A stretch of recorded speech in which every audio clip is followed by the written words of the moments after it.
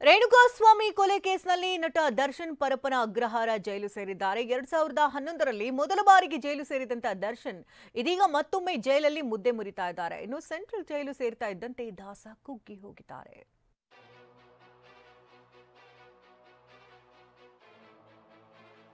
ದರ್ಶನ್ ಜೈಲು dairy ಢೋ ಮೊದಲ ರಾತ್ರಿ ಮಂಕಾದ ನಟ. ಮಾನಸಿಕ ದೈಹಿಕವಾಗಿ ಕುಗ್ಗಿ ಹೋದ ದರ್ಶನ್ ಚಿಂತಾಕ್ರಾಂತ. ಕೊಠಡಿಯಲ್ಲಿ ದಿಕ್ಕು ತೋಚದೆ ಮೌನಕ್ಕೆ ಶರಣಾದ ಕಾಟೇರ. ದರ್ಶನ್ ಜೈಲು ಡೈರಿ ಪಾರ್ಟ್ 2 ಶುರುವಾಗಿದೆ.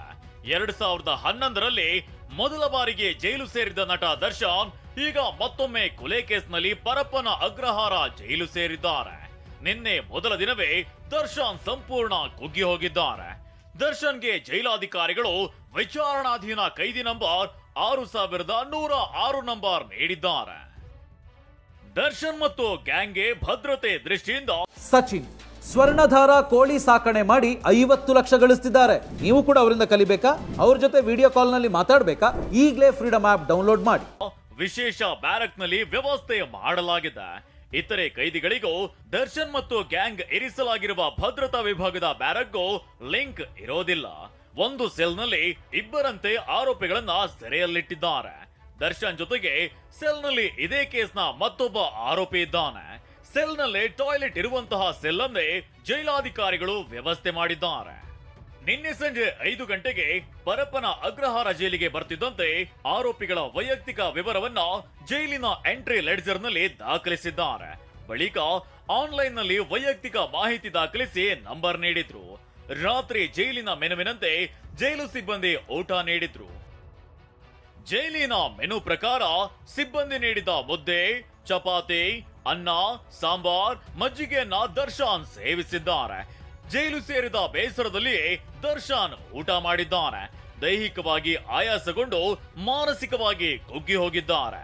ಜೈಲಿನ ಕೊಠಡಿಯಲ್ಲಿ ಕುಳಿತು ದರ್ಶನ್ ಮೌನಕ್ಕೆ ಶರಣಾಗಿದ್ದಾರೆ.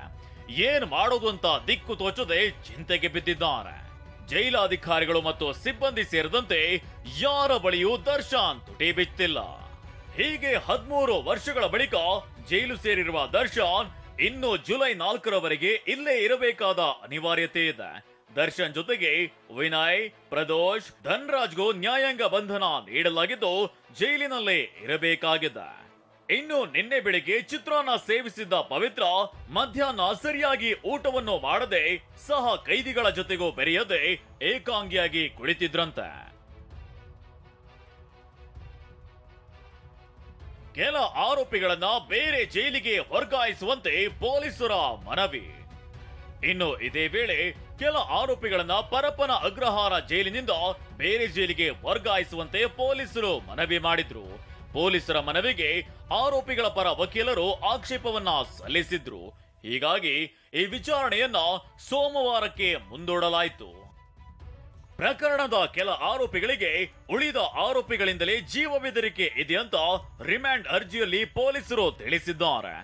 ದರ್ಶನ್ ಅಭಿಮಾನಿ ಕೈದಿಗಳು ಹಲ್ಲೆ ನಡೆಸುವ ಸಾಧ್ಯತೆ ಇದೆ ಅಂತಾನೂ ತಿಳಿಸಿದ್ದಾರೆ. ಆದರೆ ಸುರಕ್ಷತೆ ದೃಷ್ಟಿಯಿಂದ ಆರೋಪಿಗಳ ಹೆಸರನ್ನ ಪೊಲೀಸರು ಬಹಿರಂಗಪಡಿಸಿಲ್ಲ.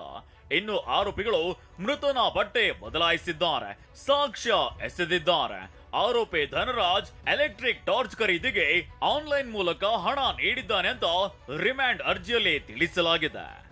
ಚಾಲೆಂಜಿಂಗ್ ಸ್ಟಾರ್ ದರ್ಶನ್ ಹುಚ್ಚೆದ್ದು ಕುಣಿಯೋ ಫ್ಯಾನ್ಸ್ ಗಳಿಗೆ ಡಿ ಬಾಸ್ ಮಾದರಿಯಾಗಬೇಕಿದ್ದ ನಟ ರೇಣುಕಾಸ್ವಾಮಿಗೆ ಮಾರಕನಾಗಿ ಕಾಡಿದ ದರ್ಶನ್ ಜೈಲು ಪಾಲಾಗಿದ್ದಾನೆ. Bureau report, TV9.